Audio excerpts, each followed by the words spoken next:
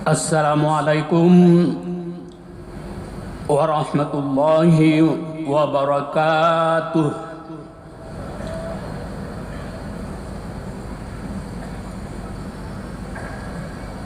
Alhamdulillahi bizikrihi tatma'innal qulub wa bifadlihi wa rahmatihi tughfaruz dzunub. Asyhadu an la ilaha illallah wahdahu la syarika lah wa asyhadu anna Muhammadan abduhu wa rasuluh la nabiyya ba'dah.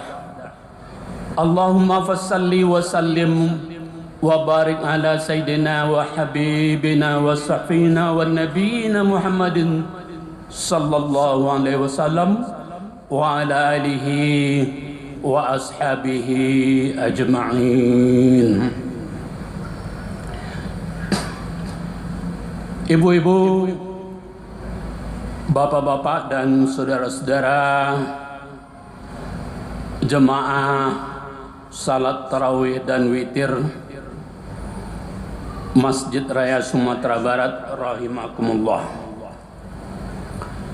Pertama, mari kita kembali mengucapkan puji syukur kehadirat Allah Subhanahu wa taala atas segala rahmat, nikmat dan hidayahnya kepada kita bersama.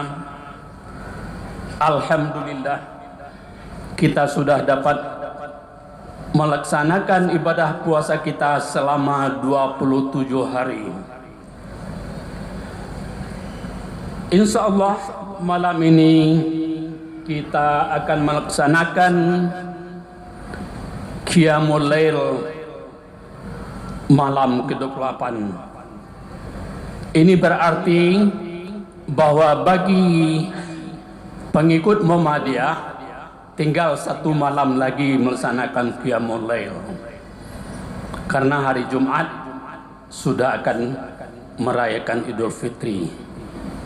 Bagi pengikut Nahdlatul Ulama Tarbiyah atau Parti Al-Wasliyah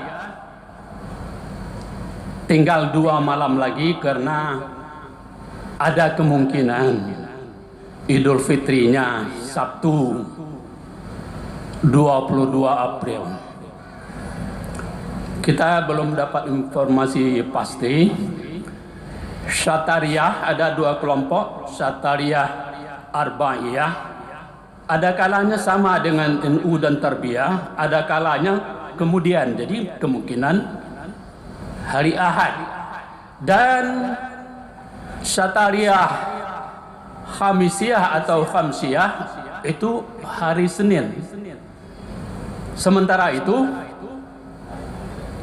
kelompok pengikut Naqsabandiyah malam ini terakhir menyelenggarakan Qiyamul Lail, karena Kamis besok sudah akan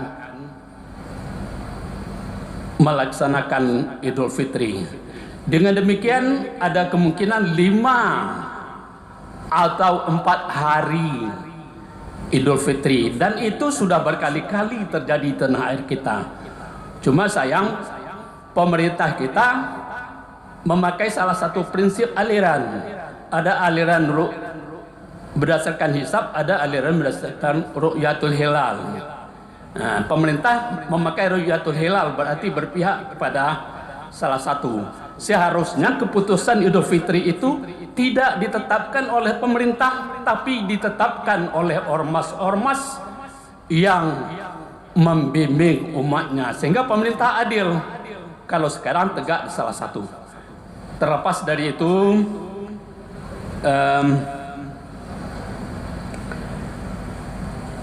marilah kita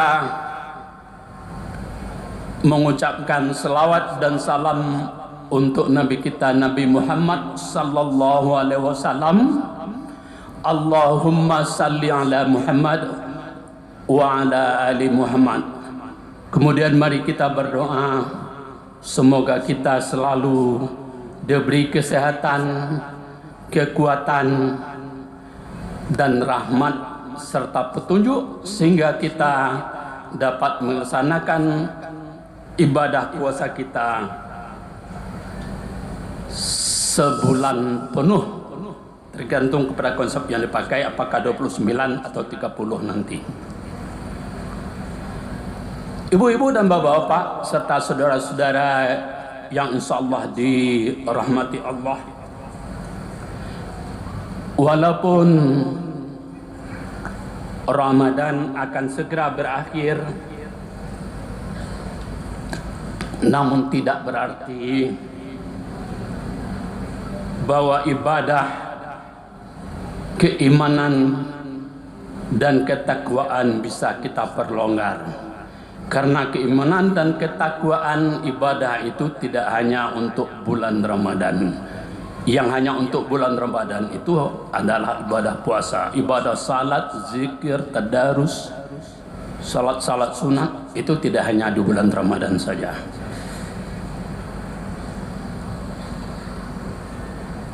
Karena itu kita harus mengamalkan nilai-nilai Ramadan yang sudah kita latih selama sebulan penuh. Mari kita tunjukkan latihan-latihan Ramadan dalam perilaku-perilaku kita sepanjang masa dalam kehidupan kita ini, sebagaimana diperintahkan Allah dalam Al-Quran, surat Al-Hijr ayat 99, wa'bud rabbaka hatta ya'tiyakal yaqin, sembahlah Tuhanmu hingga datang kepadamu saat yang sangat meyakinkan. Apa itu saat yang sangat meyakinkan? Yaitu adalah hari kematian kita, dan nanti ujungnya akan ditutup dengan hari akhirat untuk seluruh umat.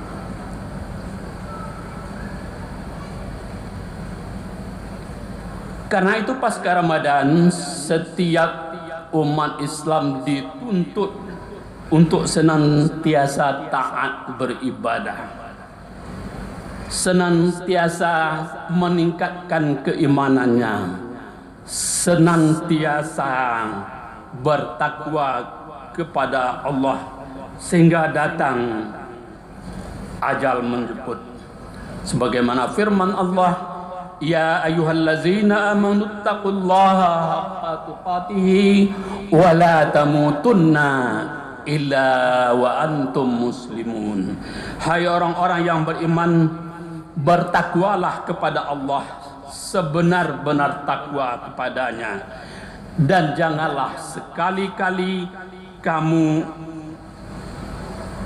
mati melainkan dalam keadaan benar-benar bertakwa kepada Allah.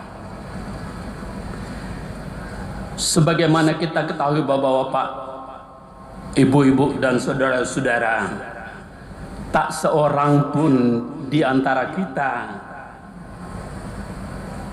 yang tahu kapan akhir perjalanan hidupnya, kapan ajal datang menjemput kita. Oleh karena itu, mari bersiap menghadapi kematian dengan istiqamah beribadah kepada Allah, dan dengan melihara perilaku ketakwaan yang sudah kita latih sebulan penuh hingga Allah nanti mewafatkan kita. Jemaah salat tarawih rahimakumullah, bulan Ramadan adalah bulan yang penuh rahmat dan keampunan dari Allah. Karena itu banyak orang yang menginginkan agar sepanjang hari, sepanjang bulan itu sama dengan Ramadan. Meskipun Ramadan akan berlalu esok atau lusa, tergantung konsep aliran yang kita anut, namun masih ada kesempatan bagi kita menambah ibadah-ibadah puasa kita, sehingga kita seakan-akan berpuasa selama 1 tahun. Sabda Rasulullah sallallahu alaihi wasallam, "Man shama ramadana summa atba'ahu sitta min sawala kana qasiyamaddah." Barang siapa yang berpuasa di bulan Ramadan lalu diikuti puasa 6 hari di bulan Syawal, maka menjadi puasanya seperti atau seakan-akan sepanjang masa atau 1 tahun. Ibu, bapak dan saudara, menurut Imam Nawawi, penafsiran hadis ini adalah bahwa ibadah kita itu dihargai 10 oleh Allah.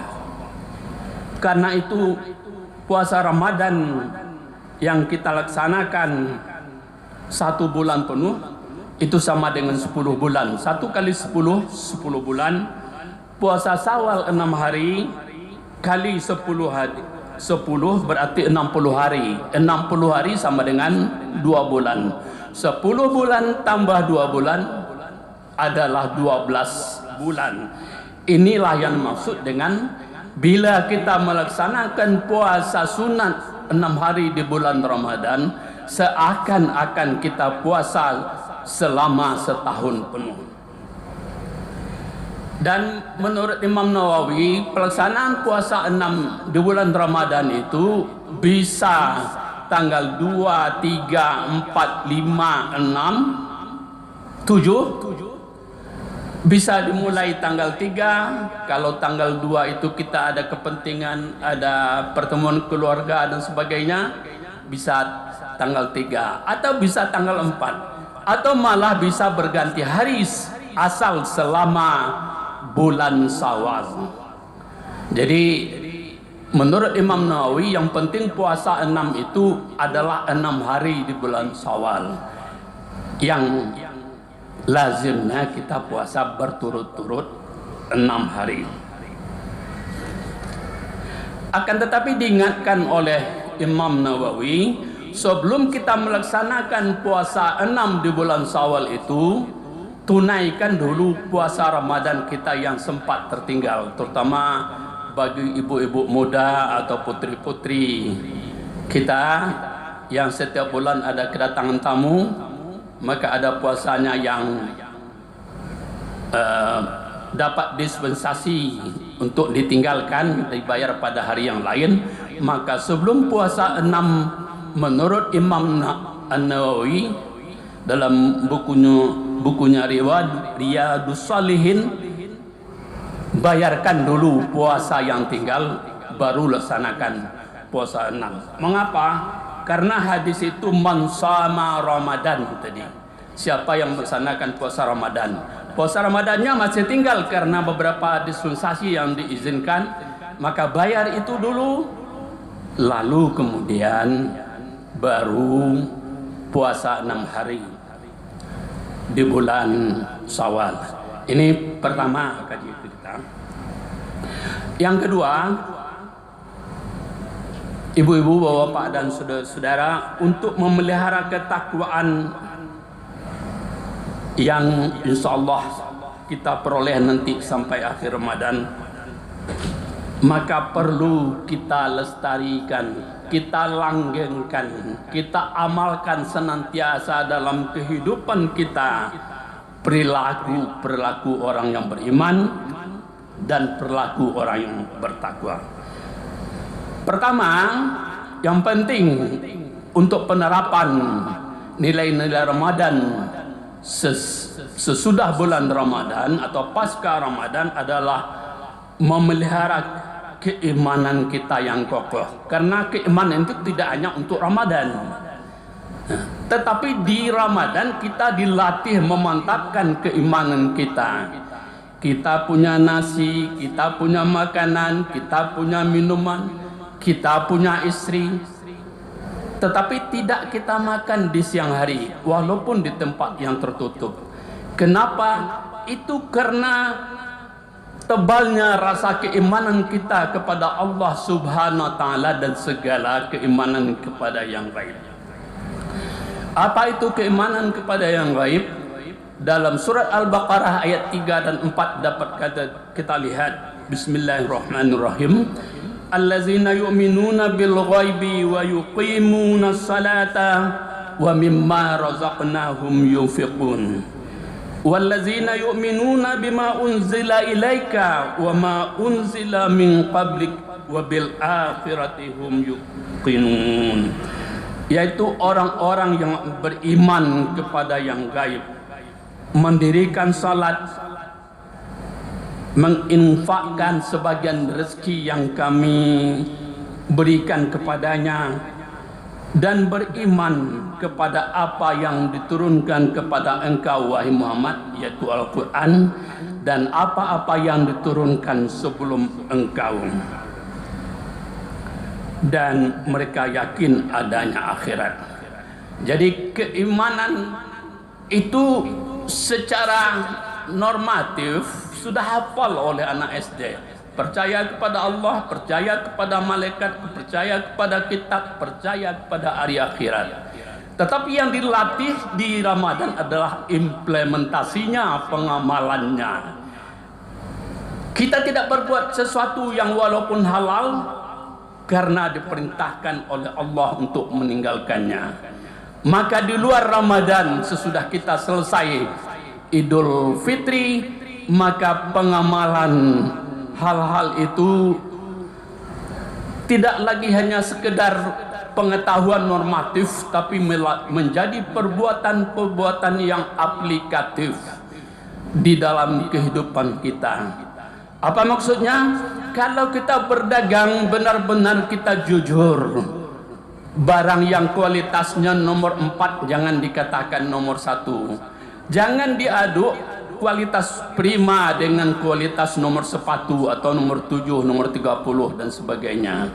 Ini tidak mencerminkan keimanan kepada yang gaib. Seakan-akan kita tidak tahu bahwa Allah melihat perbuatan kita. Seakan-akan kita tidak tahu, tidak ambil pusing bahwa malaikat mencatat perbuatan kita. Seakan-akan kita tidak yakin bahwa perbuatan itu akan kita temui nanti di akhirat yang menyebabkan kita terlempar ke neraka.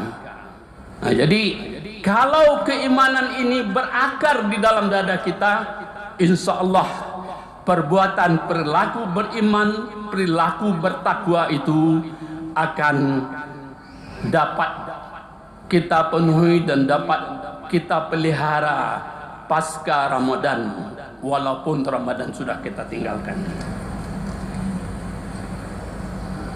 Aspek kedua yang perlu kita ingat adalah pengendalian diri dan nafsu.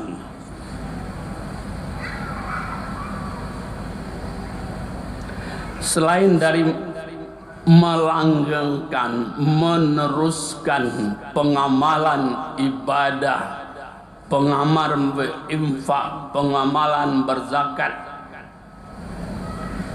di luar Ramadan, maka yang perlu kita teruskan, yang pokok juga adalah pengendalian diri dan nafsu kita.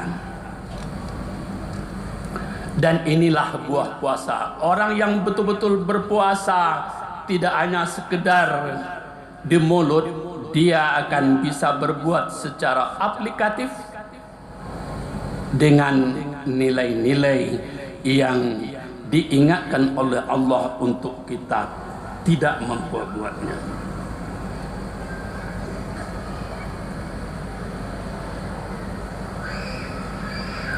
Dan tentu saja pengamalan, pengendalian diri, pengendalian nafsu itu akan berkaitan erat dengan persoalan pertama tadi. Apa itu? Yaitu persoalan keyakinan iman yang aplikatif, keyakinan iman yang menjadi motor, yang menjadi kendali perbuatan kita.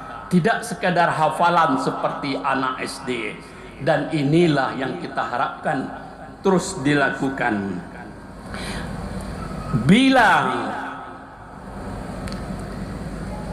nafsu, bila diri bisa kita kendalikan dengan baik, maka kehidupan kita selaku umat Islam, selaku orang yang memperoleh sedikit takwa, insyaallah akan menjadi mulia.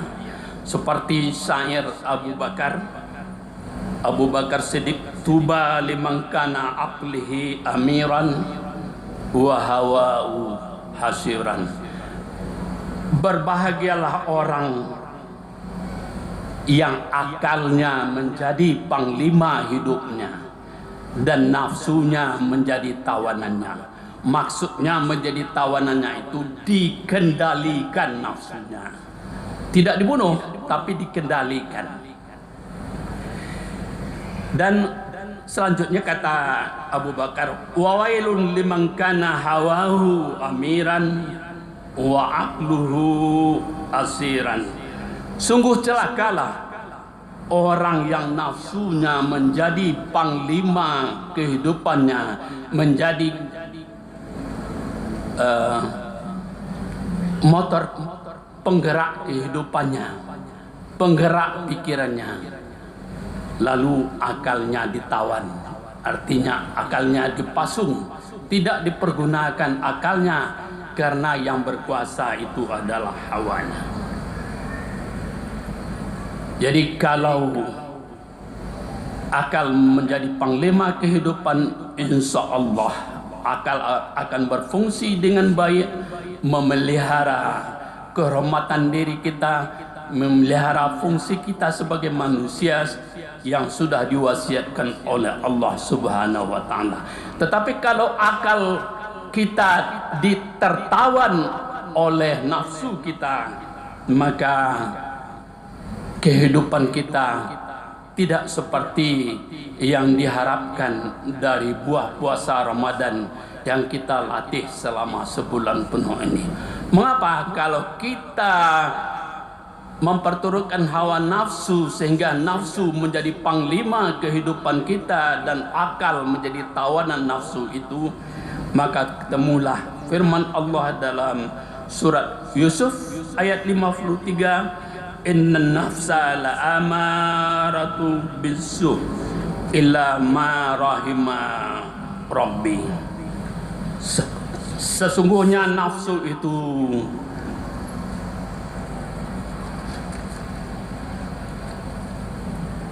selalu menyuruh kepada kejahatan, kecuali nafsu yang dirahmati, yang dibimbing oleh Allah, yang memperhatikan petunjuk-petunjuk dan pedoman Allah dalam wahyunya pada Al-Quranul Karim.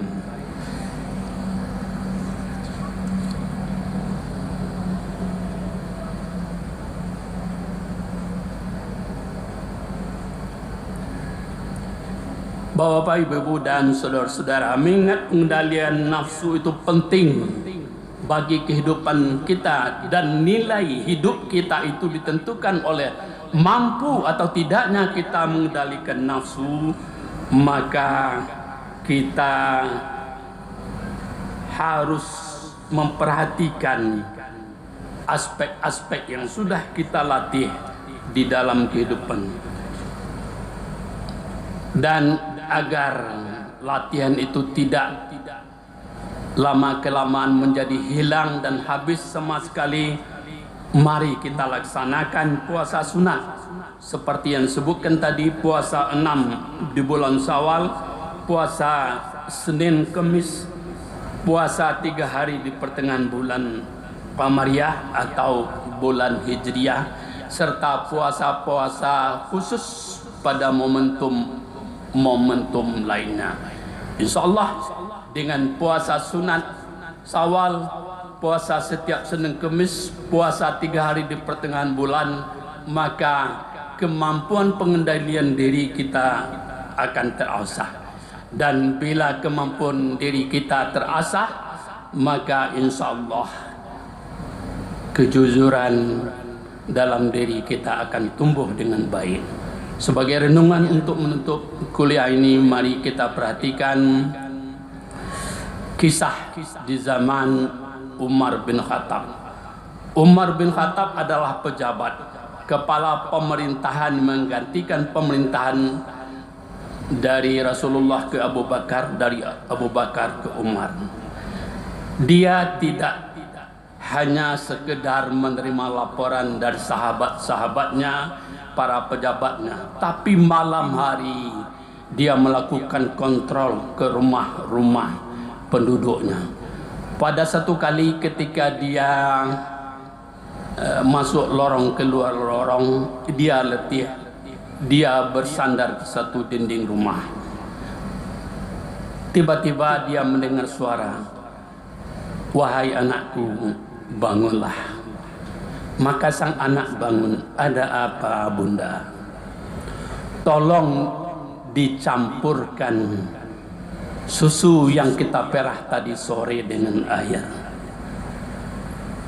"Astagfirullah, Bunda, itu dilarang oleh Amirul Mukminin Umar bin Khattab." Apa jawab ibunya?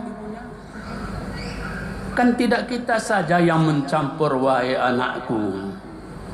Kenapa kamu sebodoh itu betul? Kenapa kamu tidak ingin kita mendapat uang yang banyak?"